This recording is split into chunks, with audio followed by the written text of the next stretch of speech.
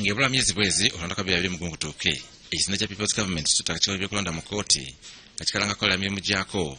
obuli w'amateeka bana FDC 13 okuli ne president w'ekibiina kino Patrick Amuriat Boy akulembedde mu Lord Elias Lukwago era bagasa bandisi wakakiko byokulonda Sam Lwakojo alikulire kubanga ekisanja kye kyagwako dda bana bagala kulya akakiko byokulonda omulamuzi Simon Byabakama office enagivemu kubanga girimu bumenyi bw'amateeka. Enyingo eyenkage ya Semateeka mu kawaayiro ak'okutaano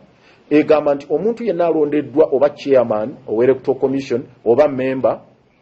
oteekeddwa okulizayininga omulimu omulala gwonna gw'obaddeko oba obadde mu kibiina ky'abafuzi ng'omulimu kulembeze oba obadde member wa parliament oba obadde judge oteekeddwa okulizayininga omulimu ogwo nga tonnaba kutwala buvunaanyizibwa obukuweereddwa mu Electoral Commission n'okutuusa olwaleero okuva Justice Byabakama lwe yalondebwa talekuliranga. Nze kyemanyi nti bamwapointinga nga Electoral Commission chairman musajja munamateeka yali mulamuzi wa kooti ya waggulu eya Court of Appeal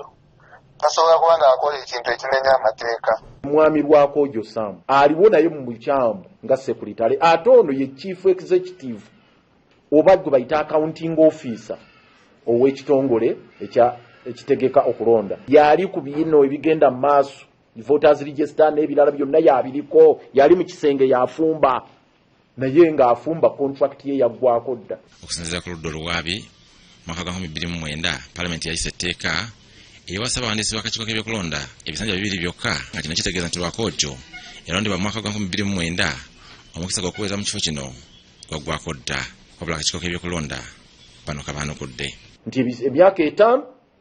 nga weeyongerayo ekisanja kimu ng'ogenda kakati 29 nga 23 ogw'omwenda na contract ye n'esayiningibwa n'egenda ng'eggwako 2014 omwezi ogw'omwenda ennaku z'omwezi 23 bwe yaggwako era ne bagizza bujja kakati mu mwaka guno 2019 mu mwezi gw'omwenda ng'ennaku z'omwezi 23 era nayo neggwako emyaka 5 ne giggwako. Kakati omubuuzo oliyo ku ki eyenkola mugirabye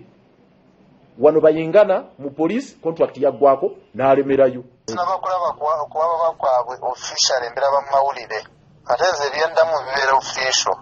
naye mpoza okutegeeza nti mwami Byabakama ne Mr. Lwakojo office bazirimu legally not illegally katabo bye boogera ndowooza yaabwe naye si ntuufu. Banne bakanyiza ekyo ku Ssekkomo lunaku abalonzi balina okwewandiisiza nti kino kitibulwa amateeka kubanga buli lunaku wabayo omuntu aweza emyaka 18 gironderwako ng'era ku nsonga eno Lukwago alina bw'alambisa etteeka. Genda otunulire article ey'enkaaga eya Ssemateeka otunulire akawaayiro namba 18 mu Electoral Commissions Act otunulire akawaayiro namba 19 n' 25 obwo bujja kumala okufuna ekifaananyi nti Electoral Commission bagiwa obuvunaanyizibwa okuggula oluggi ku level eya district registrar buli district yonna okubanga buli munnayuganda waweereza emyaka 18 wajjira oba abadde tannaba kwewandiisa wajjira ne bamuwa forms. Bano bagamba nti ono y'omu kaweefube wa NRM mwezi eyita okubba obululu ng'akugira abantu abamu okwetaba mu kulonda n'okubamu omukisa okwewandiisa. Kano Kizza Besigye naye asinzidde wano n'ategeeza nti akalulu ka 2021 baakabbadda nga kiseera buli muntu abeeko kyakola okulwanyisa obumenyi bw'amateeka. Tuli mu lutalo olugamba nti komishoni bwe tutagirwanyisa ku bigenda maaso kati egenda maaso n'okuteekateeka akalulu akatali kamazima na bwenkanya aka 2021 obubonero bweyolese dda. People of Uganda, take note of the deliberate, persistent manipulation of our electoral system to deny us an equal voice as citizens.